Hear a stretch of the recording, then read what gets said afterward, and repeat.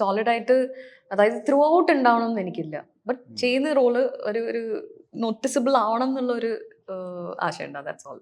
Otherwise ഞാൻ choosy ആണ്, പ്രോപ്പറായിട്ട് ചെയ്താൽ മതിയല്ലോ, വിളിച്ചു വാരി ചെയ്യാതെ.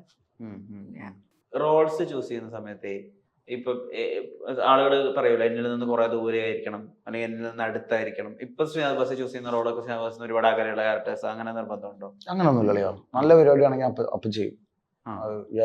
എക്സൈറ്റിംഗ് ആയിട്ടുള്ള പ്രോജക്റ്റ് ആണ്, ഓക്കെ ഇങ്ങനെ ഞാൻ എന്നെ കണ്ടിട്ടില്ല, ഇങ്ങനെ ചിലപ്പോൾ അടിപൊളിയായിരിക്കും, അങ്ങനെയാണെങ്കിൽ ഓക്കെ വിൽ ഡു ഇറ്റ്. അതിനിപ്പോ ഒരു ഫോർമാറ്റ് ഒന്നുമില്ല അതിന്, ഇങ്ങനെ ആയിരിക്കണം ഓക്കെ അങ്ങനെയൊന്നുമില്ല. ഈ ആളുകൾ, പണം, ആ പ്രൊജക്ടിന്റെ വലുപ്പം, ഇതിലേത് ഏറ്റവും മാറ്റർ ചെയ്യുക? ഒന്നുകൂടെ പറഞ്ഞു. ആളുകൾ, പണം, ആ പ്രൊജക്ടിന്റെ വലുപ്പം. വലിപ്പത്തിൻ്റെ ആ പ്രോജക്റ്റിന്റെ സിഗ്നിഫിക്കൻസ് എന്നായിരിക്കും കുറച്ചും കൂടെ.